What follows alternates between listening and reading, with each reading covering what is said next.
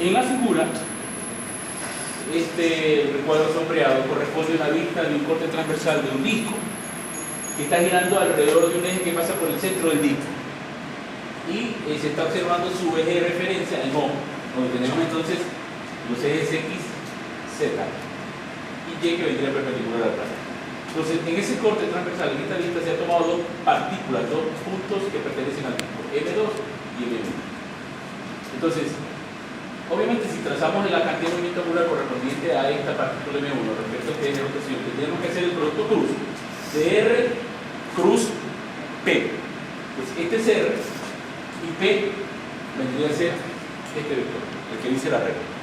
Ve que está dando vuelta en esta dirección, entonces este punto en ese instante está saliendo la velocidad. Y por lo tanto P, que es M por B, también tiene esta dirección de velocidad.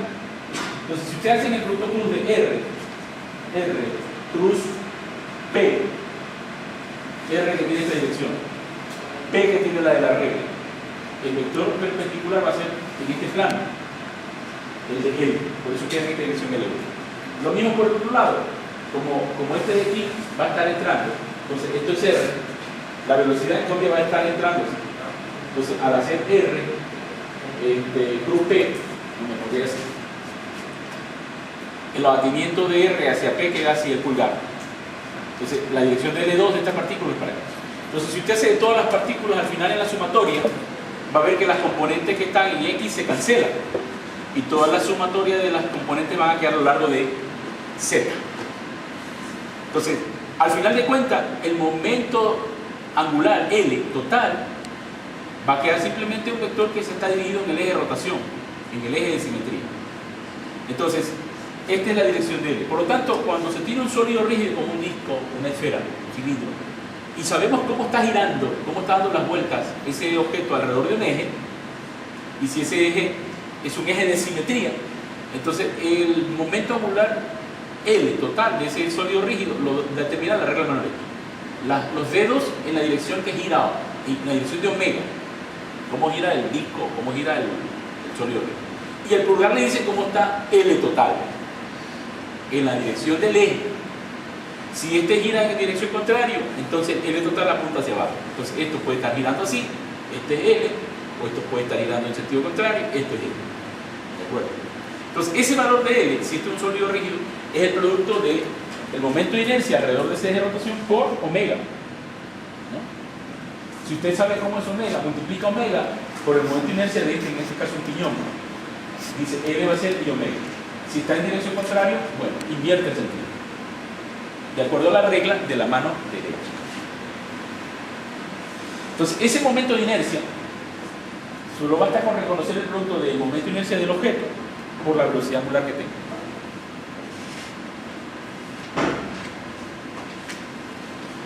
Esta que es la ecuación fundamental de la dinámica rotacional, la sumatoria de todos los momentos de torsión es igual a la primera derivada de L con respecto a T. Significa que si hay un torque neto, producto de una fuerza neta que está actuando sobre ese objeto, que está cambiándole la dirección, va a estar cambiando siempre L. Ese vector L que está apuntando en el eje de rotación puede estar variando su dirección como producto del torque. ¿De acuerdo?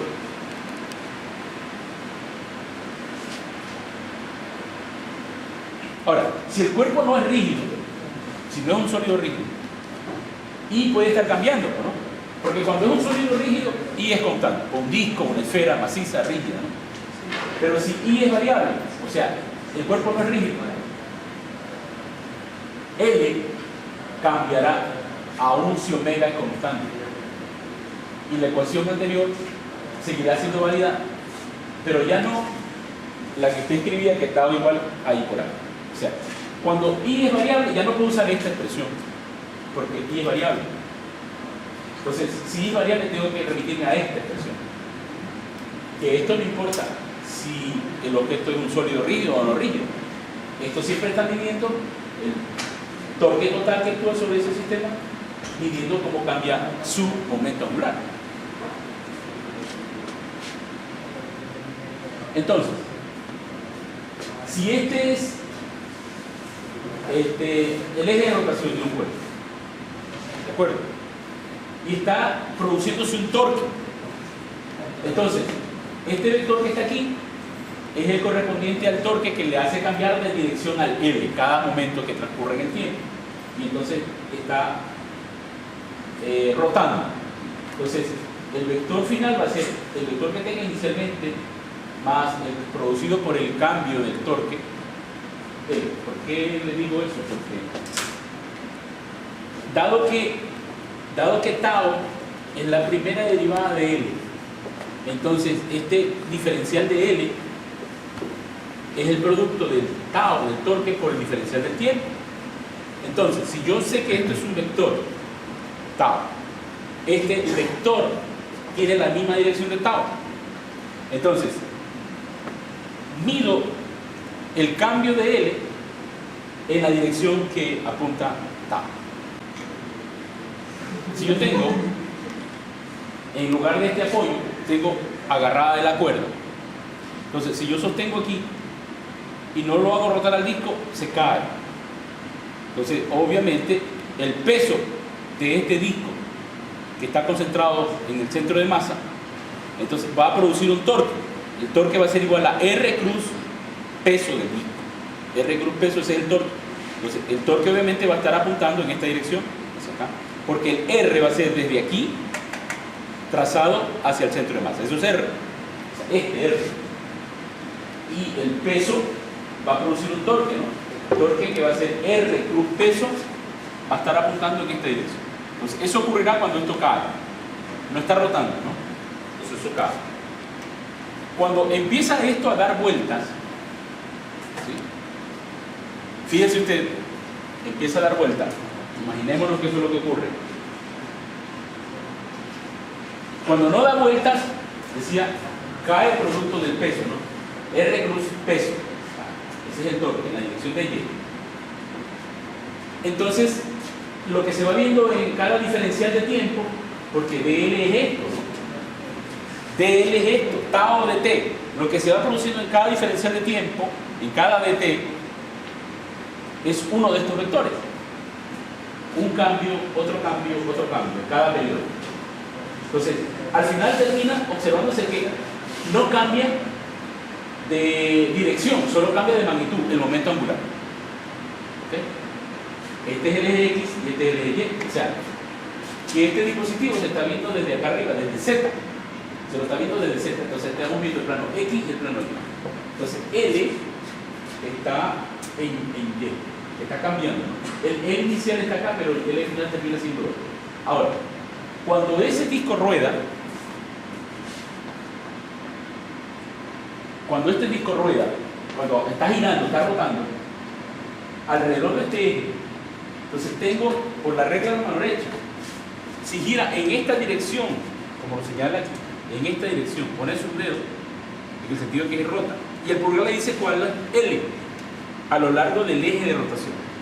Eso es L, pero el L en el instante inicial que empieza a rotar. Entonces, en el momento que usted sostiene, apoya o cuelga de una cuerda, este torque, que es R cruz, tiene esta dirección. Si lo traslada aquí, tendría esta dirección. O sea, en el eje de las Y. Como Y y X son perpendiculares, entonces va a ver que entre Y y X, que son perpendiculares, este es el L inicial. Entonces, en el primer diferencial de tiempo es perpendicular, porque así apunta tau, en dirección de Y. ¿Sí lo ven? Sí, tau.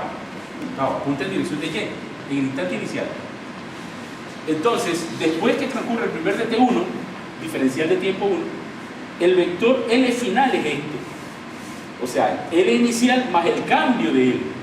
Este cambio de L se produce por esto, por la multiplicación del torque, que es R cruz peso, por el primer diferencial de tiempo. Entonces, ¿qué notamos? Que ahora ha cambiado de dirección L y ahora apunta hacia acá. Por lo tanto, si este es el nuevo LF, ocurre que este eje que está aquí va a moverse, va a empezar a rotar alrededor de O. Entonces, si lo vemos desde el eje Z, este eje de rotación de ese giróscopo empieza a rotar. Entonces, va cambiando L, ¿sí ven? Porque va cambiando de L. Entonces, va al final de cuentas a precesar, o sea, a rotar. Entonces, eso de allí es lo que explica por qué este giróscopo que tengo yo aquí, cuando le doy vueltas, en la dirección que marca la figura, ¿no? Lo voy a apoyar así, tal como está ahí, ¿sí? Para que dé vuelta en esta vista de Z, en el sentido antihorario, va a estar dando vuelta. O sea, yo espero que este objeto esté dando vuelta así.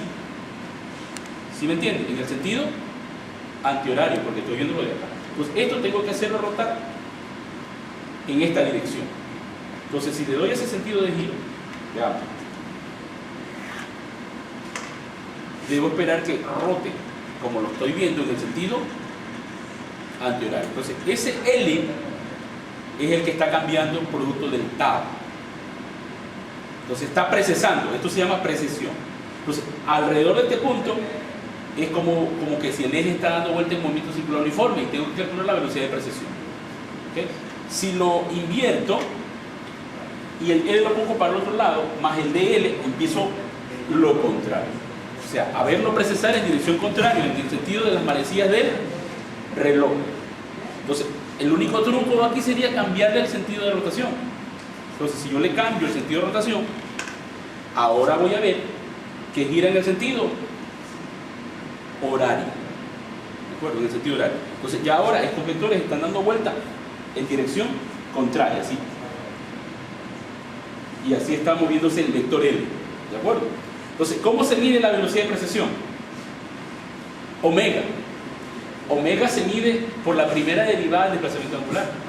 Así se mide. Ok.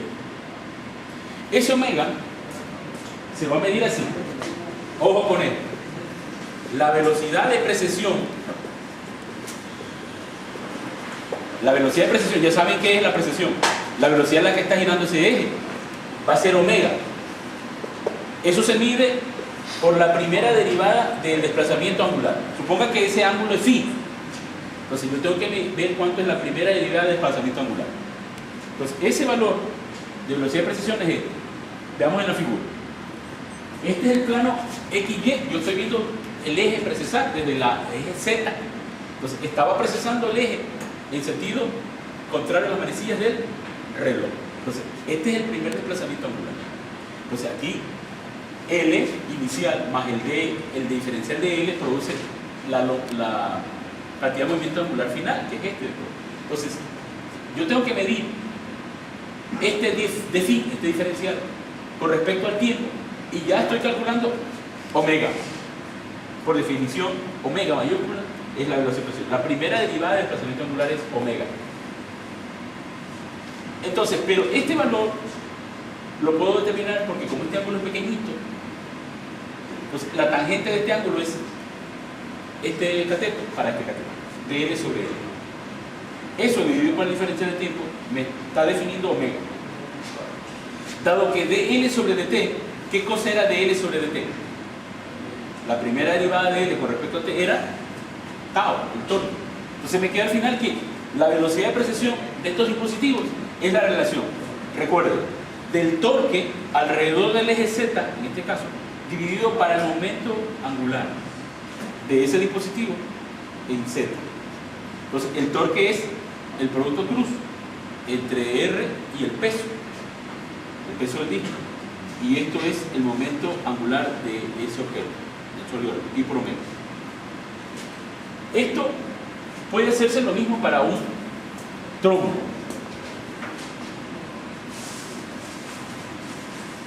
¿Cómo precesa un trombo?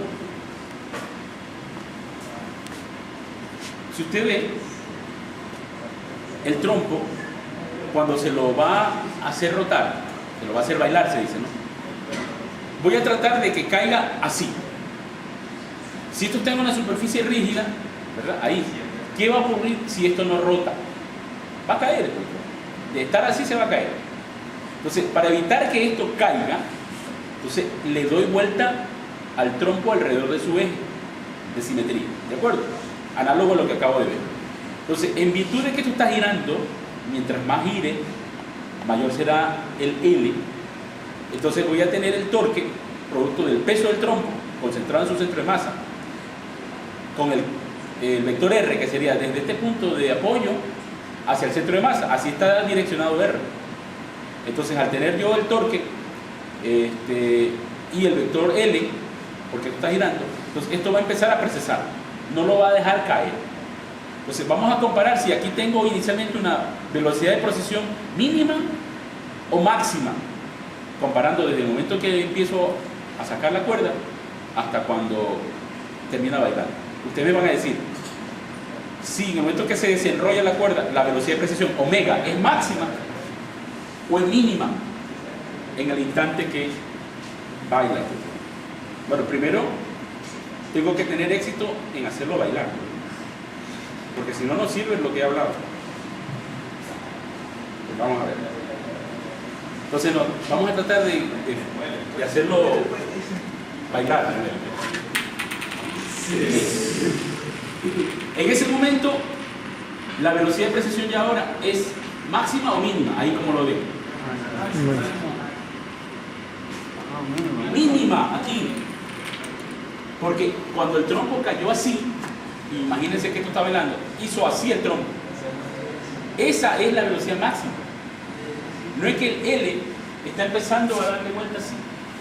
Entonces allí, cuando está casi acostado, está precesando, porque ahora ese está, esto es como si fuese el problema del disco así, aquí está el apoyo, aquí tengo la cuerda agarrada, y esto empieza a ser así, como acabé de hacer el disco así.